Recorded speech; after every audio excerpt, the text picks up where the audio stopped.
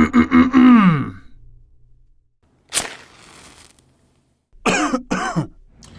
let's take a smoke break to 2020. Definitely gotta puff the joint for 2020. 2020 been a crazy year, man.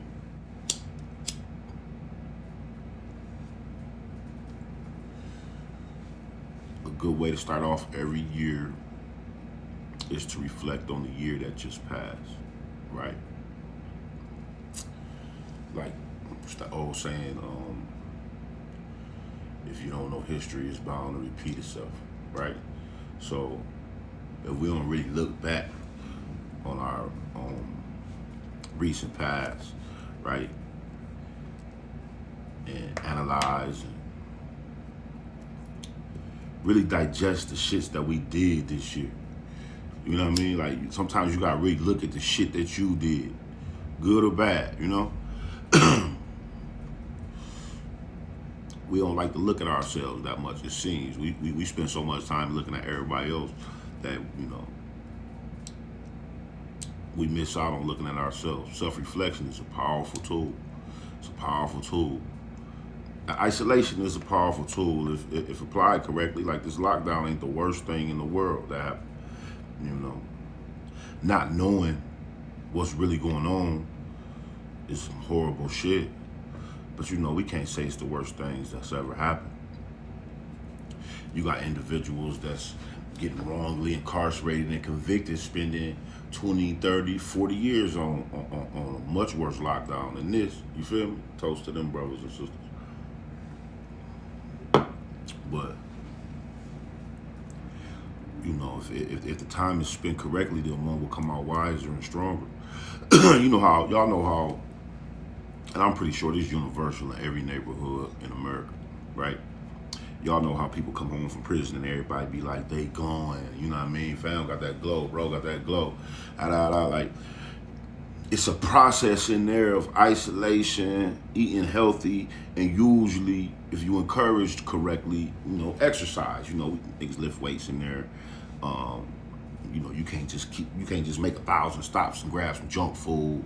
We not drinking liquor every day. What else? It's a lifestyle that you adopt by force in there, that if applied by choice in the streets, it would be beneficial, right? If that makes sense, right?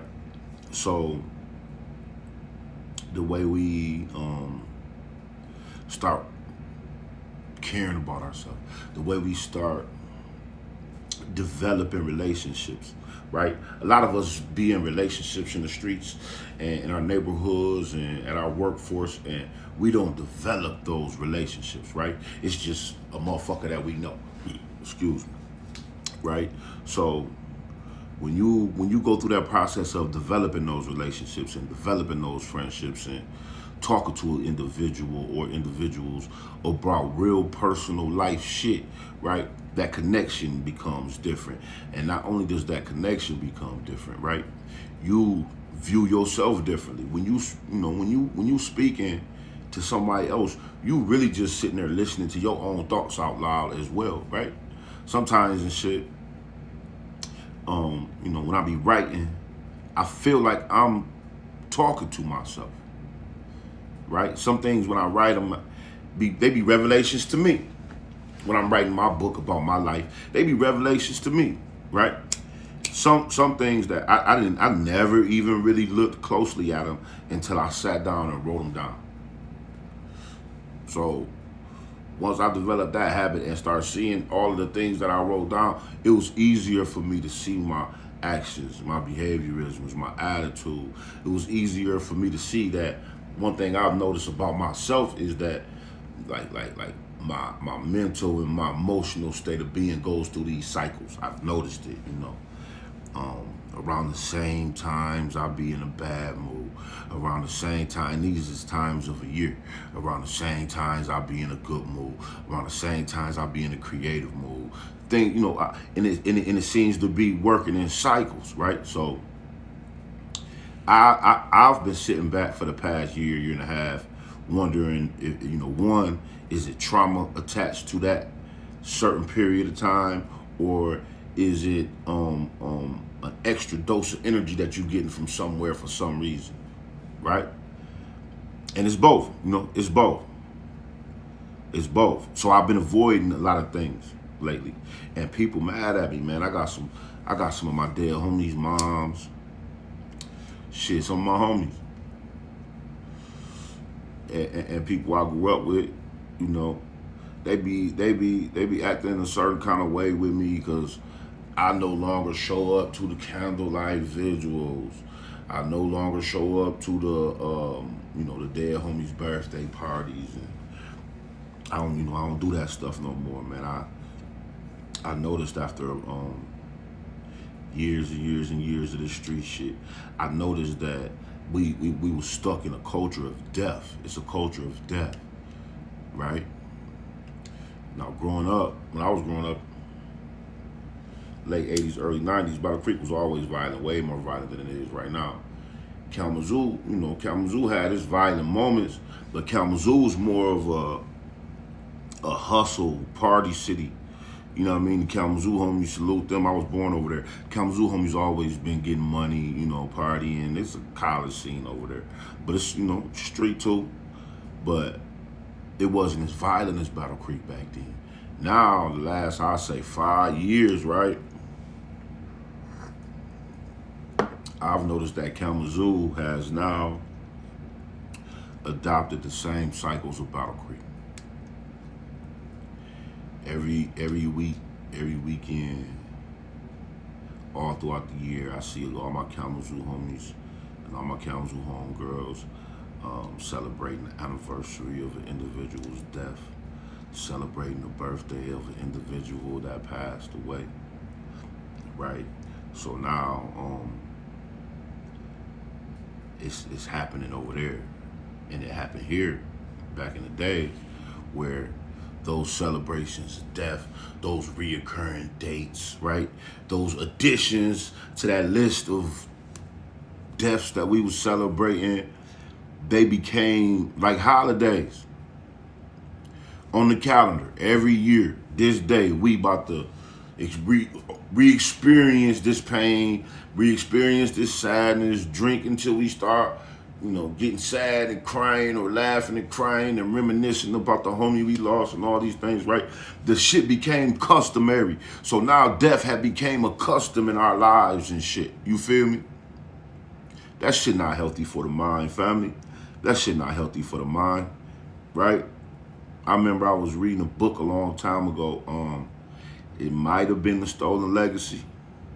I'm not sure.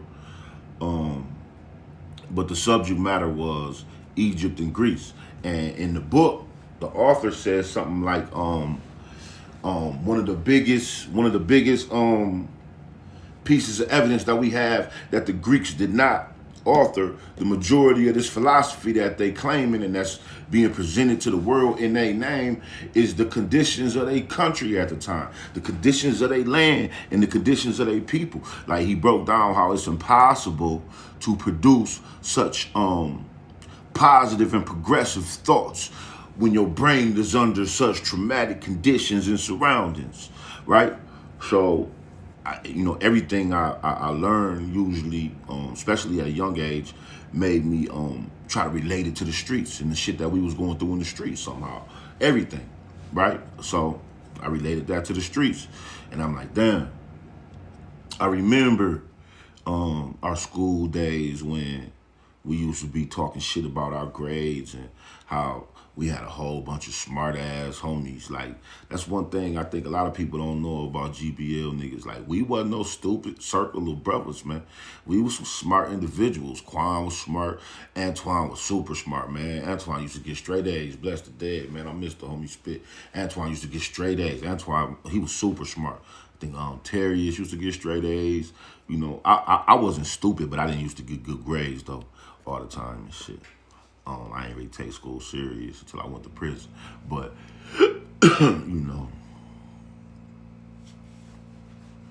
just, thinking about the conditions that we existed under, right? Excuse me, in the late 80s, early 90s. and not just us. The sad part about it is that this shit applies to the majority of black and brown families in America, especially black. You know, we was under such heavy stress for so long. It's impossible. It's not been possible for us to reach our full potential. It's not been possible for us to produce the type of thoughts necessary for us to grow and develop as far away from them slave days as we can. We still too close to that shit. We still we behaving like them niggas still. You know, and when I say them niggas, I use that term lightly. I'm talking about our ancestors, who we descend from. You know what I mean? But just getting in tune and in touch with your roots is not enough.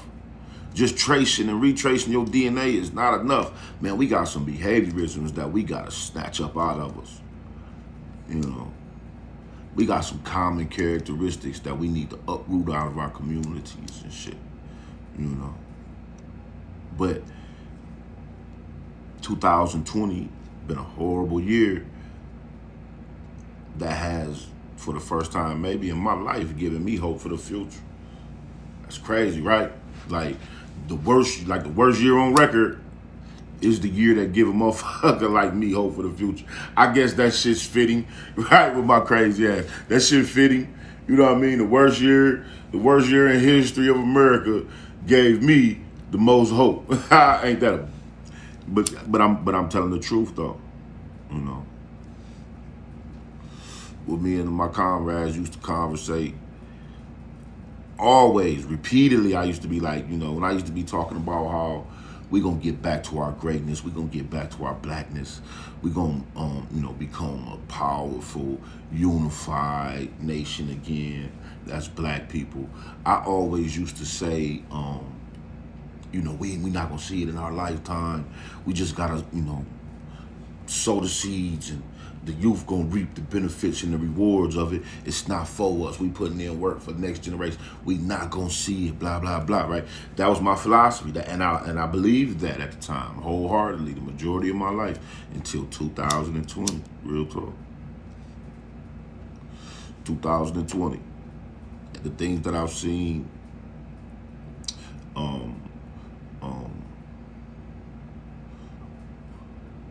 The jolt to consciousness, the fearlessness in these young folks, man. The fearlessness in these young folks, man. The unity. This is all 2020 I'm talking about, right? The unity, the aggressive stance against negativity and racism. Oh man, that's powerful. That's some powerful energy. I don't think y'all understand certain things. That's another thing. We cheat ourselves out of the philosophies of energy. Our society is not designed to focus the philosophy of energy, man. But I truly believe that what we call the power of prayer, right? I don't pray. I believe everything that vibrates out of your being is being listened to or recorded, and it's gonna be weighed up later. You feel me? I don't believe that you can put your body in a certain posture. You know what I mean? You can assume a certain posture and use certain words to get God attention. The God to be like, oh, you know what I mean? Little homie just say, I'm gonna pay him some attention. I don't think it worked like that, bro. I don't think that a divine creator would concern itself with such menial things as prayers and wishes and desires of individuals, right? People don't like hearing that type of shit when I say that type of shit, but that's how I feel. Like, really imagine, man, having one almighty, all-powerful creator that is individually listening to and rejecting or answering individuals' prayers. That makes no sense. That's minimizing the creator being into just like a a work shift manager who got to deal with this many workers every time they, come on, man. That shit is illogical, bro. If that's the case, then Big Dog will be stopping a lot of shit. I don't think that's the way this program works. I don't think that's the way that this program works. Damn, I said I wasn't gonna even philosophize this shit on her. I just said I was gonna talk shit and say Happy New Year. When I get to running my mouth, okay, I'll try to make it short. My belief. I don't really have a belief system. That's as short as I can make it. I don't have a need to believe. I have a need to know. I don't believe or disbelieve in anything 100%, if that makes sense. But that's my philosophy. I neither believe or disbelieve in anything 100%, right? And motherfuckers always be, trying to test me on that shit. Yeah, I mean anything, family.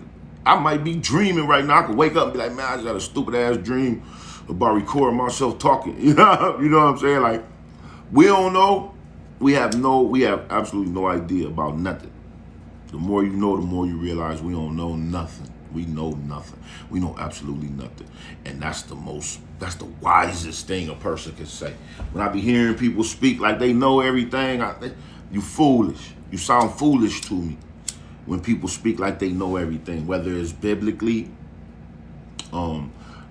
socially, financially, whatever, man, especially when it comes to investing money and shit. That's probably where I trust the least.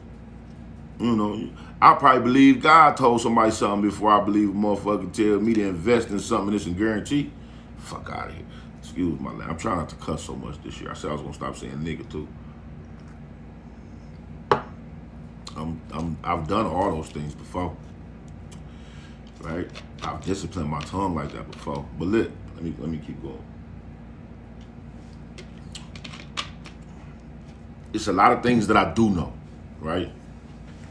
Just from studying, right? Just from studying and self-reflection, I do know that these brothers and sisters that's in these scriptures, some of those individuals existed. It's proof, it's evidence of it. It's abundance of evidence of it. It's an abundance of evidence that something took place about 2,000 years ago that led to that man that y'all call Jesus and the rest of his homeboys getting hunted down and crucified and locked up and incarcerated and all those things. By the way, Aristotle, Plato, and Socrates didn't get met well when they returned from Africa to Greece with those teachings and that mystery system. You know what I mean? They got the business too. You gotta understand where these teachings stem from. But anyway, when it comes down to the belief system thing, right? The heaven and hell, afterlife, all of that, right? I don't know. I don't know. Don't nobody know. I know for sure nobody knows nothing when it comes to that. What I do know though, right? What I do know is that the design of the human body, right? We have this brain system right here. And we got these bones and flesh and muscle and this spine and a nervous system. All these things are in place and wrapped around the brain to preserve the brain, protect the brain. This hard case shell of a skull develops to protect that brain, right? That brain stores everything, all our memories, all our experiences, right? So I kind of view us human beings, and this is gonna sound funny to some people, but I kind of view us as like we just a bunch of USBs walking around. We just a bunch of USBs walking around. Something, somebody, somebody's, I don't know what it was, designed us, right, to collect information. We are designed to experience outside stimulations. Everything about our body is designed to experience the outside of us. We smelling, we seeing, we hearing, we tasting, we touching, we sending signals. Every time we touch something, we sending signals through our body up here to this computer, right? We sending signals. We got that computer is taking that data down and preserving that data, storing that data. So we are a storage device, right? That is designed to interact with this world, right? I said I wasn't even gonna talk about shit like this. So my logical mind has to tell me that if and this is just if you don't believe that we came here by happenstance, I don't think we just accidentally came here. I don't think that's the case. I don't even think we started on Earth, right? But excuse me. I don't even think we started on Earth. But that's another story. But if something has designed an instrument to collect this much data, not only to collect this much data, but we are designed to make sure that we duplicate and store that data and continue it on. So we are designed to collect, store information, store data, duplicate that data instantly. Scientists say that's the quickest transfer of they have never been able to duplicate that transfer of information. Excuse me, how much information is transferred at the time of conception. They can't duplicate it, right? So we designed to experience things, store that information, and duplicate and preserve that information. The logical mind would have to believe or would have to know, even sometimes assume. It don't make no difference what name or word you use, but if something has created us to store and collect this information, then it has also created a dual process to download and receive that information. Now, I don't know. That I don't go no further than that. That's if I believed in anything, then I believe that it is something on the other end of life that is downloading the information that we collect here, and the experiences and the stimulations that we collect here. That's just the way I look at it. That's enough proof for me to know that or to accept the fact that somebody, something, whatever energy it was, designed our bodies, man.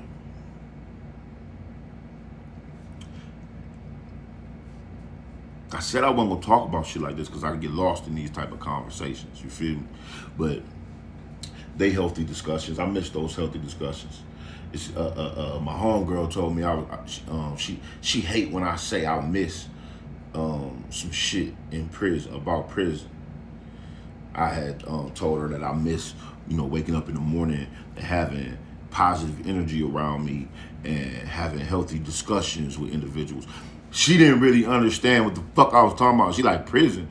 Nobody look at prison as even being possible of producing positive energy, right? But it is. It's the most positive energy I've ever been around in my life. The wisest minds I've ever been around in my life. The most positive brothers I've ever been around in my life. Like, everything, man. It's something about a condemned man that bring the best out of him. Ain't that fucked up, right? That's fucked up. The only way to bring the best out of a man is to condemn him. Think about that. To strip him of everything. If you don't process a person through enough pain, they gonna be fucked up. They not gonna be good people. What do that mean? What's the essence of that right there? Why does it take pain to bring the best out of us? That's my question of the first day of this year.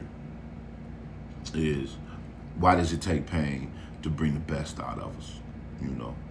I've been rambling for a long time. I don't know how long I've been running my mouth, but that's what it led up to. Fuck it. Why does it take pain to bring the best up out of us? Why does it take adversity to make us become our best person? I look forward to hearing what y'all brothers and sisters got to say. I wish everybody a happy new year, a prosperous 2021. I hope we all stay healthy and happy. If we're not healthy and we're not happy, I hope we get there.